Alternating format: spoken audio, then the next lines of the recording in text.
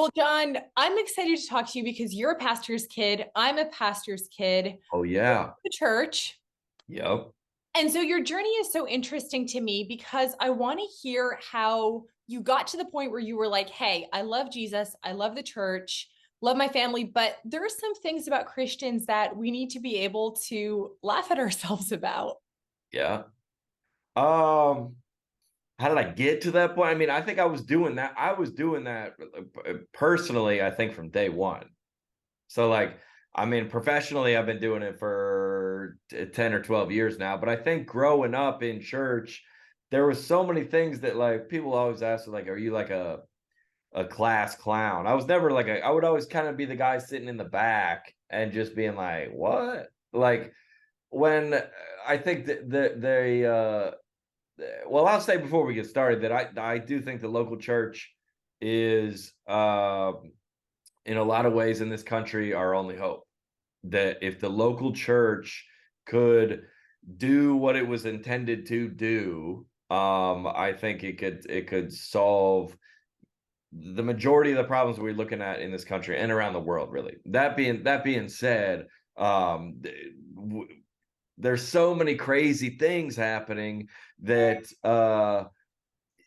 there has to be some way. It's kind of like the court jester in a lot of ways, that is just kind of like keeping everybody honest. Like everybody in the king's court will just say, you look good, you're doing the best, you're incredible, everything's great. And the jester was the guy that would just kind of come in and they maybe give him like 10 minutes at the end of the whatever, and he would just kind of make fun of everything.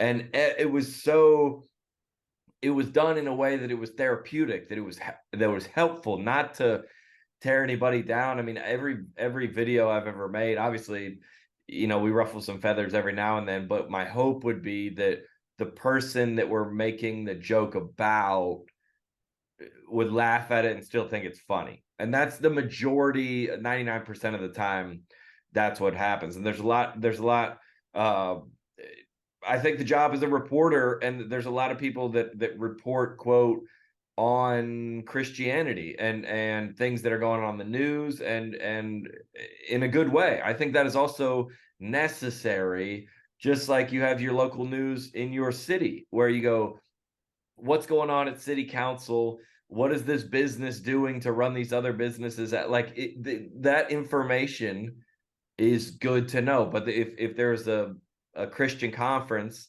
and let's say it was all comedians, it'd be like, all right, this is just getting maybe a little bit critical and a little bit like, if it was all,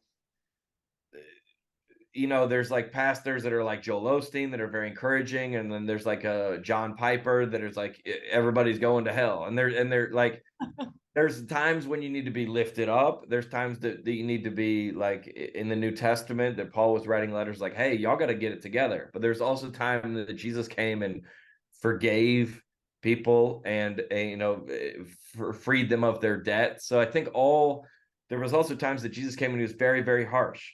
And I think you, me, worship leaders, pastors, I think there's a place for all of, I was going to say body of Christ, but that sounds a little too Christianese. Maybe just the community of American Christians. Yeah, that's good. Well, talk about feeling a little bit targeted.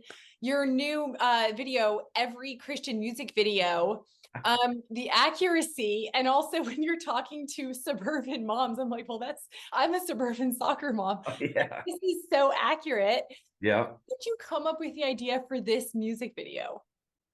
What's crazy is, like, I was just telling my girlfriend that I came up with that idea when I was in rehab in 2019, that I think we were either listening to the radio or and the quote tropes of Christian music is, it's always, the music video is always kind of,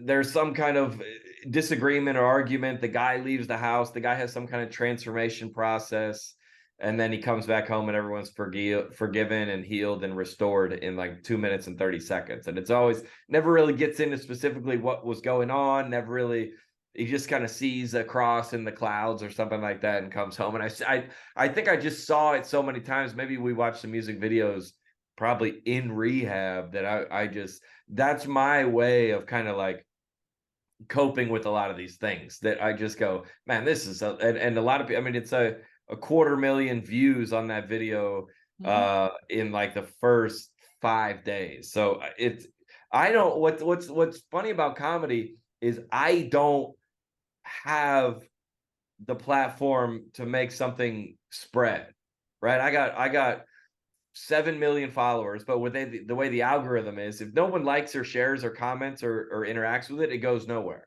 Mhm. So I think in a lot of ways, going back to where comedy started, the comic doesn't have the power to do anything. The comic can only say what he hopes everyone else is thinking. And if everyone else thinks it, that's when something spreads. There's Mhm. been a lot of things that comics have posted that is like off base or don't agree with, or maybe inflammatory, or maybe just untrue, and it doesn't share, right? Everything on your Instagram algorithm or your reels is something that somebody thought, yo, this is hilarious and true. And Mhm. that's what makes things share. So it's like, do you get mad at the comedian or the culture or just the truth of it? The only thing that's ever offensive to people, unfortunately, is truth. So Yeah. we tap into that sometimes. Some we try to make it funny enough that if it is hits you in some kind of way, a truth, or that convicts you in some kind of way, that the humor of it does allow it to flow through you without being offended. But I understand if people are offended. I get that. Well, how have your Christian music friends, peers reacted to this music video? You know what? I got all the guys on K Love are all buddies of mine, and most of them have texted me. And I got one that said, "Dude, I love this video. It's so true and so well done. Publicly, I can't reshare it, but it's unbelievable. It's unbelievable." And listen, I I don't fault that guy either. You know, that guy that they, do a certain thing to appeal to their fan base and get played on K Love. And if you get played on K Love, you're going to be very successful and you're going to have a long career. If you, so I don't, it's like, I'm not mad at anybody that would enjoy a lot of my comedy. Uh, People enjoy privately. And then there's kind of like, are you going to the John Crist show? Or are you going? They're just like, it's like kind of, not to compare myself because we don't see eye to eye on a lot of things, but Trump back in 2016, you couldn't find anyone that voted for him. You Mhm. couldn't go around anywhere and somebody could like, I voted for him, but he got elected. So you look around, go, "Hey, somebody is voting for, So it's like common where it's not amongst the culture. Like the videos go so big and they're so viral, but in a lot of ways there were like John Chris, there's like kind of some hush hush this and that around coming to the shows, or maybe reposting some things, depends on what kind of denomination or how deep you are Right. uh, into the game, which again is totally understandable. But your new tour is sold out. The emotional Yeah. support tour is sold out. Uh, yeah. I mean, it's ringing a bell with, and our podcast Net Positive is the numbers are just through the roof, and the social media numbers are through the roof. So it's less. I think I heard a comic say one time, we want to get Grammy awards or accolades or invited to the red carpets or this and that. And I think the comic said, he's very, very successful comedian. He goes, once you start getting invited to those, that's when you're on some thin ice. As a quote critic of the culture, that's not really the place you want to be. Now that's great when our music or my comedy gets recognized and people like it. Obviously, we love that, but you kind of got to stay a little bit honest, uh, and kind of keep the.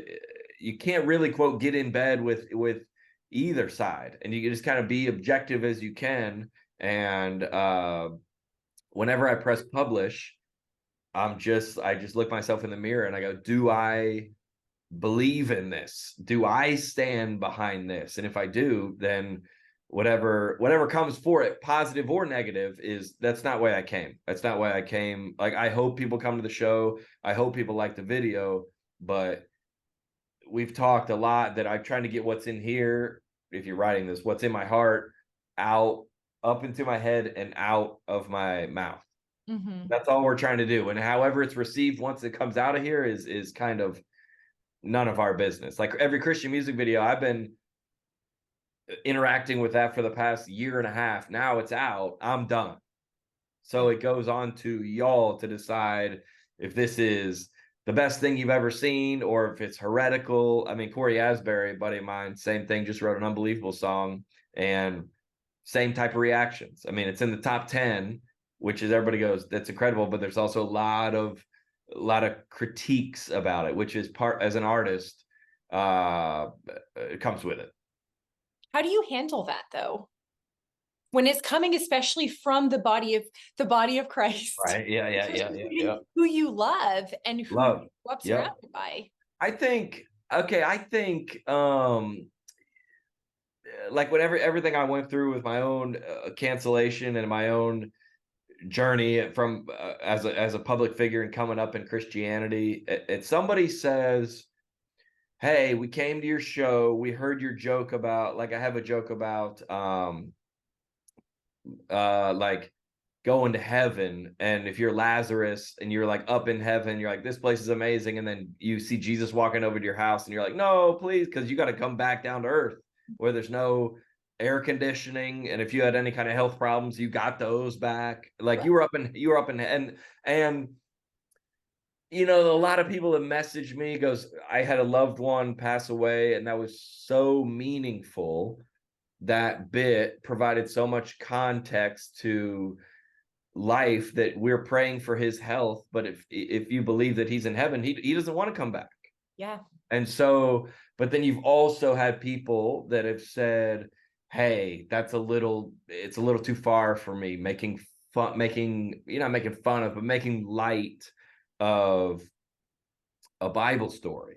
And I don't think this is funny. And I think everybody has their own convictions about things, and I think that's fine.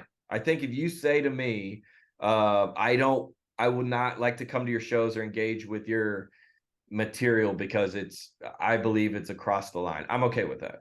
I used to not be. I used to want to explain to everybody, well, no, I mean, but it's that's fine. And but look at Christianity on the issue of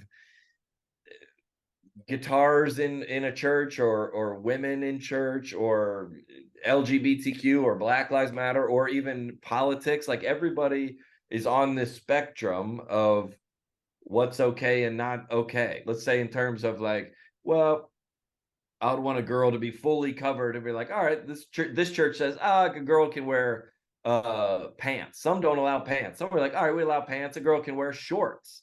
Hey, you can wear shorts, but not a tank top. This church said you can wear a tank top. This church says you can, like, everybody has a line or where about how far they're going to go. And on every issue also, this is funny, this is funny, this is funny, this is funny, this is not. Yeah. This is funny, this is funny, this is not. And everybody's different. I think the convictions that everyone is allowed to live by is fine. If you say, you know what, our pastor wants to have holes in his jeans, we're going to start a new church, I think that's fine, but you don't get to be critical of the other church and say that they're going to hell for that. But I mean, we're not talking about the cardinal issues of Christianity. We're talking about all these ancillary things that may or may not, that the things that have divided us since day one. Right. And I think the local church is our only hope. But that being said, a lot of the stuff that divides us is the thing I'm trying to kind of, the walls I'm trying to bring down to bring us all together. That would be, if it's comedy is done appropriately, that's the goal it should serve. But we don't hit the mark every time. Obviously, we swing and miss every now and then. But yeah, it's part of the game. Tell us what to expect from your emotional support tour, and also where did this name come from? Well, It's funny because I remember when everybody was like kind of quarantined and everybody was alone, there was a lot of people just being hearing things from either the news or social media, or what was, and then you couldn't really talk with your, the restaurants were closed, right? Everything, you couldn't really go out and speak amongst your buddies or your friends, or at the pool, or at church, even churches. So everybody was kind of isolated, and depression was rising, diseases of despair were rising, drug use rising. Everybody's kind of alone and feeling very uh isolated. And we started doing these shows right when they opened things back up, and we just started making jokes about all these things, and everybody was like, thank you so much for saying that. I thought I was alone in Fort Myers, Florida, or Louisville, Kentucky, or Omaha, Nebraska. I thought I was going crazy, and it turns out everybody is a rational, reasonable human being and thinks like I do, and can make jokes about these things that are just so absurd. So it's emotional support as a play on words. It's kind of making fun of people on an airplane that will bring an emotional support, a peacock, or I've seen a horse or a lizard or a rabbit or a snake. It's making fun of that, and also giving a nod to the emotional support that does take place when people come in to wherever their city is, and like-minded people, and all laugh together. So many people have emailed and said, man, thank you so much, we needed that. You just feel lighter, and you feel, but the same thing it does to everyone else in the crowd, it does to me. You feel that, I mean, I got bills to pay, I got issues in my own personal life that I'm facing, and that 2 hours in that theater, everybody's laughing and joking together, where you got kids and you got grandparents. It's unbelievably, and I believe, therapeutic for everybody.